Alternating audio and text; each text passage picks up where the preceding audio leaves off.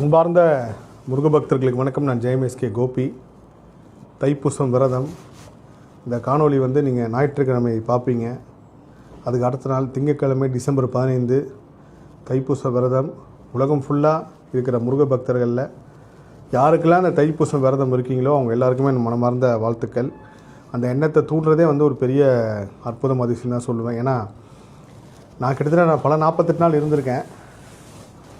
இந்த 48 நாள் விரதம் அப்படின்னு சொல்லி நான் இது வரைக்கும் எந்த காணொலியிலையுமே இதெல்லாம் முருகபக்தர்கிட்ட சொல்லணும், இப்படிலாம் இருங்க அப்படின்னு நான் நினச்ச கூட கிடையாது. ஆன்மீகத்துக்கு பேசுறதுக்கு முன்னாடி வரைக்கும் சரி, ஆன்மீகம் பேசாத காலத்துலேயும் சரி, இன்னமும் முருகர் நம்ம மூலயமா சில விஷயங்கள் செய்ய வைக்கிறான்றது நான் பரிபூர்ணமாக நம்புகிறேன். அப்படி இந்த பிரபஞ்சமும் முருக சக்தியும் அனுமதிச்ச ஒரு விஷயம் தான் அந்த தைப்பூச விரதம். சென்ற வருடம் நான் சொன்னேன், இந்த மாதிரி தியானத்தில் வந்த உத்தரவு தைப்பூசம் விரதம் இருங்க. கரெக்டாக 48 நாள் தொடங்கி தைப்பூசம் வரப்போ அந்த விரதத்தை முடிக்கிற மாதிரி. அதில் இந்த வருஷம் நான் டிசம்பர் 15 ஆரம்பித்து பிப்ரவரி 1 தைப்பூசம் வரைக்கும் விரதம் இருங்கன்னா அதில் நிறைய பேர் 49 நாள் வருது, என்ன கணக்குன்னு கேட்டாங்க. ஸோ இந்த காணொலியே அதுக்குண்டான விளக்கமும் நான் சொல்லிடுறேன். நீங்கள் டிசம்பர் 15 ஆரம்பித்து ஜனவரி 31 முடிக்கிறப்போ 48 நாள் கணக்காக இருக்கும். அந்த 48 நாள் முடிஞ்சு 49ஆம் நாள் தான் நீங்கள் முருகப்பெருமானை போய் பார்ப்பீங்க. இப்போ சபரிமலைக்கு மாலை போடுறவங்க நான் நிறைய பேரை பார்த்துருக்கேன். அந்த 48 நாளுக்குள்ளேயே சபரிமலைக்கு திட்டமிட்டு கிளம்பிடுவாங்க. கரெக்டாக அந்த 40 நாள் வரப்பயே சபரிமலைக்கு போய்ட்டு 8ஆவது நாள் சபரிமலை ஐயப்பனை பார்த்துட்டு முடிச்சுட்டு வரவங்க எத்தனை பேரை பார்த்துருக்கேன். ஆனால் இந்த விரதம் அப்படி இல்லை. நீங்கள் 48 நாள் முருகப்பெருமானுக்கு ஒதுக்குறீங்க, 49ஆவது நாள் முருகப்பெருமானை பார்க்குறீங்க. நீங்கள் இப்போ வரைக்கும் பார்த்த முருகர், இதுக்கு முன்னாடி பார்த்த முருகர், நீங்கள் விரதம் இருக்கும் போது உணர்ந்த எல்லா விஷயங்களையும் அனுபவிச்சுட்டு 49 நாள் நீங்கள் முருகப்பெருமானை பார்க்குறப்போ பல உண்மைகள் நீங்கள் வாழ்க்கையில் உணர்ந்திருப்பீங்க. இதை நான் அனுபவத்துலேயும் சொல்கிறேன், எத்தனையோ முருகபக்தர்கள் சொன்ன சாட்சியாகவும் சொல்கிறேன். தைப்பூசம் விரதம் இருந்து கிடைக்கல, எனக்கு நடக்கலை அப்படின்னு சொன்னாங்க குறைவு, நடந்துருச்சு கிடைச்சிருன்னு சொன்னாங்க அதிகம்.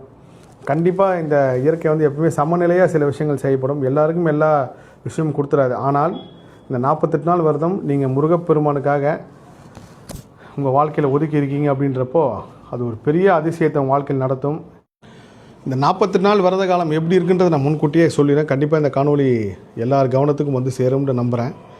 நீங்கள் இதுக்கு முன்னாடி வரைக்கும் ஒரு ஜாலியாக சந்தோஷமாக இருந்திருக்கலாம். நீங்கள் கோயிலுக்கே போகாதப்போ அதிர்ஷ்டம்ன்ற விஷயங்கள் வாழ்க்கையில் நிறைய நடந்திருக்கலாம், நினச்சதெல்லாம் நடந்திருக்கலாம். ஆனால் நீங்கள் விரதம் ஆரம்பித்ததுக்கப்புறம், நான் தைப்பூசம் விரதம் புதுசாக இருக்கிறவங்களுக்காக நான் சொல்கிறேன், இந்த விரதம் ஆரம்பித்ததுக்கப்புறம் கடுமையான ஒரு நெருக்கடி வரலாம். உங்கள் கூட இருந்தவங்களே உங்களை அவமானப்படுத்தலாம், ஃபேமிலியில் அசிங்கப்படலாம், ஏதோ ஒரு வகையில் உங்களுக்கு நெருக்கடி உள்ளாகலாம். இது எல்லாமே உங்கள் ஊழ்வினை கர்மவினையை மாற்றுறதுக்கு அடுத்த ஒரு 2 வருஷத்துக்கு நீங்கள் அனுபவிக்க வேண்டிய துன்பத்தை இந்த 48 நாள் உங்களுக்கு கொடுக்குதுன்னு நினச்சிங்க.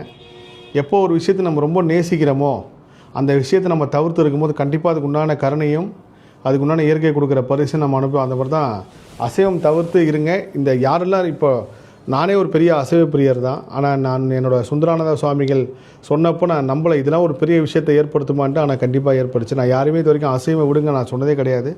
உங்களுக்கு பிடிச்ச மாதிரி இருங்க. எப்போ உங்களுக்கு பற்று குறையுதோ உங்கள் மனசுக்காக தோணும், தாய் தந்தை உடன் பிறந்தவங்க, மனைவி, கணவன், குரு, இவங்க சொன்னால் கூட உங்கள் மனசு ஏற்காது. எப்போயுமே நம்மளாக உணர்கிற வரைக்கும் இல்லை எனக்கு நான்வெஜ் போதும்பா, நான் நிறைய சாப்பிட்டேன், இதுக்கப்புறம் வாழ்க்கையில் எனக்கு அது மேலே பெருசாக பற்று இல்லை அப்படின்னு நீங்கள் நினைக்கிற வரைக்கும் அசைவம் சாப்பிடுங்க. ஆனால் இந்த 48 நாள் முருகப்பெருமானுக்காக ஒதுக்கிடுங்க. இந்த 48 நாள் தான் உங்களை எல்லாரும் அசிங்கப்படுத்துவான். ஏதாவது ஒரு டென்ஷன் வரும், ஏன்டா விரதம் இருந்தோமோ அப்படின்னு நினைக்கிற காலம்லாம் வரும். அன்றைக்கி மட்டும் நீங்கள் மனசை சாந்தமாக வச்சுக்கிட்டு எந்த ரியாக்ஷனும் பண்ணாமல் அமைதியாக இருங்க. அசைவம் இருக்கிறதோட ஒரு பெரிய விரதம் நான் பதிவு செஞ்சிருந்தேன். இந்த 48 நாள் யாரை பற்றியும் குறை சொல்லாதீங்க, யாரையும் பழிக்காதீங்க, யாரையும் சபிக்காதீங்க.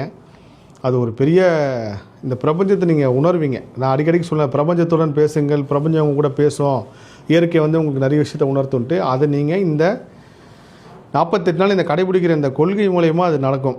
உங்களுக்கு சம்மந்தம் இல்லாத விஷயம், நீங்கள் தெரியாத விஷயம், உங்களுக்கு உங்கள் நாலேஜுக்கே வராத விஷயத்தை சும்மா போகிற போக்கில் தப்பாக சொல்லிட்டு போகாதீங்கன்ற என்னோட தாழ்மையான வேண்டுகோள். அதுக்கு உண்டான பலனை நீங்கள் கண்டிப்பாக அந்த 48 நாளில் உணர்வீங்க. முக்கியமான ஒரு விஷயம் என்னென்னா, நீங்கள் முருகனை பார்க்கும்போது அந்த 49 நாள் போய் பார்க்குறீங்கல்ல, அந்த சமயத்தில் நீங்கள் உங்களால் முடிஞ்ச முருகருக்கு பூவோ இல்லை எந்த அளவுக்கு பொருளாதாரம் இல்லைனா கூட கண்டிப்பாக இந்த விரதத்துக்கு ஒரு பலன் கிடைக்கும். உங்களால் முடிஞ்ச ஒரு பால் அபிஷேகமோ இல்லை அபிஷேகத்துக்கு உண்டான ஏதோ ஒரு பொருளோ இல்லை ஒரு தேனோ இல்லையா, எதுவுமே இல்லை, எனக்கு எந்த பொருளாதாரமும் இல்லைன்னா உங்கள் கையில் ஒரு பூவாவது பறிச்சுட்டு போய் கொடுங்க. எதுவுமே இல்லை முருகப்பெருமான்ட்டு அடுத்த தடவை வரப்போ எல்லாம் நான் மனசுக்கு பிடிச்ச உனக்கு செய்யணும் முருகா, அந்த பாக்கியத்தை கொடுன்னு கேட்டுவாங்க. இந்த 48 நாள் விரத காலம் அது வேண்டும் இது வேண்டும்ன்ற ஒரு பக்கம் இருப்பாங்க. ஆனால் என்னோட பணிவான வேண்டுகோள், முருகப்பெருமானை வேணும்னு கேளுங்க. திருப்புகழ் பாடல் ஒன்று சொல்லியிருக்கேன், அந்த உணை தினம் தொழுது. அந்த பாடல் வந்து உண்மையிலே அற்புதமான பாடல்.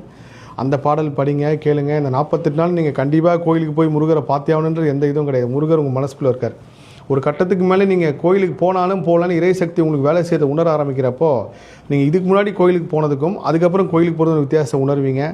இந்த 48 நாளில் உங்களை என்ன அவமானப்படுத்தி எவ்வளோ யாரும் வேதனைப்படுத்தினாலும் அதுக்கு எதிர்வினை ஆற்றாமல் அமைதியாக இருங்கன்ற என்னோட தாழ்மையான வேண்டுகோள். இன்னொரு முக்கியமான ஒரு விஷயம் என்னென்னா, நிறைய பேர் வந்து இந்த அசைவம் மட்டும் விட்டா எப்படி கிடக்கும் அப்படின்னு கேட்குறாங்க. ஆல்ரெடி விரதம் இருந்தவங்கள்ட்ட கேட்டு பாருங்கள். அதுக்கு உண்டான கமெண்ட்டும் கண்டிப்பாக விரதம் இருந்து தைப்பூசம் விரதம் வந்து நடந்தவங்க முருகர் சாட்சியாக பதிவு பண்ணுங்கள். இன்னொரு தாழ்மையான என்ன நிறைய பேர் குருன்னு சொல்லிட்டீங்க. நானும் உங்களை மாதிரி ஒரு முருக பக்தர் தான். இன்னும் ஒன்று, நான் வந்து யூடியூப்பில் பேசுகிறேன், நீங்கள் பேசலை. எல்லாருமே முருகர் பற்றி பேசுகிறாங்க. அது ஒரு பெரிய ஆச்சரியத்தையும் சந்தோஷத்தையும் கொடுத்துச்சு. ஏதோ ஒரு வகையில் நம்ம கருவியாக செயல்படுற முருகப்பெருமான் நடத்துகிறாருன்ட்டு. தைப்பூசம் விரதம் பற்றி இன்ஸ்டாகிராம் திறந்தாலே வந்து நிறைய பேர் சொல்கிறது ரொம்ப மன நிறைவை கொடுத்துச்சு. எல்லாரும் சொல்கிறதும் கேளுங்க. உங்களோட கேள்விகளுக்கு பதில் வந்து யாராவது ஒருத்தர் காணொலி மூலயமா கிடைக்கலாம். ஏதாவது ஒரு வீடியோவில் உங்களுக்கு இப்போ நான் ஒரு 10 நிமிஷத்துக்கு முன்னாடி கூட நான் ஐயா எழுத்தாளர் பாலகுமாரன் அவர்களோட ஒரு காணொலி பார்த்தேன். கடந்த ஒரு 2 மாதமாக என் மனசில் அந்த கேள்விக்கு அவர் சர்வசாதாரணமாக ஒரு பதில் சொல்லிட்டு போயிட்டார். எல்லாத்தையும் உதறிவிடு, எல்லாத்தையும் உதறிட்டு எது மிச்சம் இருக்கோ அதான் நிஜம் அப்படின்னாரு. அப்படி இந்த முருக பக்திக்கு வந்ததுக்கப்புறம் எல்லாமே மாயை, முருகர் மட்டும்தான் நிஜம் உணர்ந்ததுக்கப்புறம் நீங்கள் வந்து முருகனை வந்து இந்த அண்ட சராசரம் மிகுந்த சக்தியோட ஒருத்தராக இருந்தாலும், ஆனால் நீங்கள் நினச்சிங்கன்னா ஒரு குழந்தையாக மாறி உங்கள்கிட்ட வந்து பேசுவார். நீங்களும் முருகர்கிட்ட பேசலாம், முருகரை உணரலாம். நம்பாதவங்களுக்கு என்ன வேணாலும் வச்சுக்க, அவங்கள பற்றி நீங்கள் கவலைப்படாதீங்க. என்னடா அப்படி நம்ம பக்தி கிண்டல் பண்ணுறாங்களே இப்படிலாம் நீங்கள் முருகர்கிட்ட பேசுகிற மாதிரி நிறைய பேர் சொல்கிறப்பெல்லாம் வந்து சில பேர் கிண்டலுக்குள்ளே ஆகலாம். அதெல்லாம் கவலையப்படாதீங்க. நீங்கள் நம்புகிற முருகர் நிஜம், நீங்களும் நிஜம், உங்கள் பக்தி நிஜம். அது மட்டும்தான் உண்மை. அது மட்டும்தான் காலம் கடந்து நீங்கள் எத்தனை பிறவி எடுத்தாலும் உங்கள் கூடயே தொடர்ந்து அது வரும். ஸோ இந்த தைப்பூசம் விரதம் வாழ்வை மாற்றும் உண்மை. எத்தனையோ முருகர் சாட்சிகள் இருக்காங்க. டிசம்பர் 15 உலகம் முழுவதும் இருந்து விரதம் ஆரம்பிக்கிற எல்லா முருகர் சொந்தங்களுக்கும் என் மனமார்ந்த வாழ்த்துக்கள். பிப்ரவரி 1 தைப்பூசம் விரதம் முடியறதுக்குள்ளே எனக்கு இது நடந்துச்சு. அது நடந்து எத்தனையோ முருக பக்தர்கள் வந்து கண்டிப்பாக நான் பார்க்க போகிறேன். இதுக்கு முன்னாடி தைப்பூசம் விரதத்துலையும் பார்த்துருக்கேன். எதிர்காலங்களில் கண்டிப்பாக தைப்பூசம் விரதமே நம்ம ஒரு இடத்துல கூட்டமாக சேர்ந்து ஆரம்பிக்கிற மாதிரி முருகன் நடத்துவார் நான் நம்புகிறேன். உங்களோட சேர்ந்து நானும் விரதம் ஆரம்பிக்கிறேன். நான் ஆல்ரெடி விரதத்தில் இருந்தாலும் இந்த டிசம்பர் 15 நான் இப்போ அசைவம் சாப்பிடாதவங்க ஒரு சில விஷயங்கள் வந்து கடைபிடிங்கன்னு சொல்லியிருப்பேன் நான். அதேமாதிரி நான் எனக்கு சார்ந்து உன்னை இழந்தால் தான் உன்னை கிடைக்கின்ற மாதிரி இருப்பேன். நீங்கள் எல்லாரையுமே வந்து சாதாரண மனிதராக பாருங்கள். நான் உட்பட யாருமே வந்து பெரிய தேவதூதர்களோ இல்லை வந்து வானத்திலேருந்து குதிச்சு எல்லோரும் உங்களை மாதிரி மனிதர்கள் தான். நீங்கள் எப்போ மற்ற மனிதர்களை வந்து தாழ்வாக பார்க்காம மதிக்க ஆரம்பிக்கிறோம், அப்போ உங்கள் வாழ்க்கையும் தாழ்வுக்கு போக முயலும். யாரையுமே வந்து ரொம்ப கேவலமாக நினைக்காதீங்க. அது எந்த துறையாக இருந்தாலும் சரி. நீங்கள் நினச்சிட்டு இருப்பீங்க நீங்கள் இவங்கெல்லாம் இப்படி இருக்காங்களே அப்படின்னு ஒரு கேவலமாக பார்த்தீங்கன்னா, உங்கள் பரம்பரையிலே ஒருத்தர், உங்கள் வாரிசுலேயே ஒருத்தர் அவங்ககிட்ட போய் நின்று உதவி கேட்கக்கூடிய ஒரு சூழ்நிலை வரும். சமமாக பாருங்கள் எல்லாரையுமே. யாரும் உயர்ந்தவரும் தாழ்ந்தவரும் இல்லை. எல்லாரையும் சமமாக பார்க்க பழகிட்டிங்கனாலே இயற்கையும் உங்களை சமமாக வச்சுருக்குன்றது வந்து நான் இந்த கர்ம ஆராய்ச்சியில் உணர்ந்த உண்மை.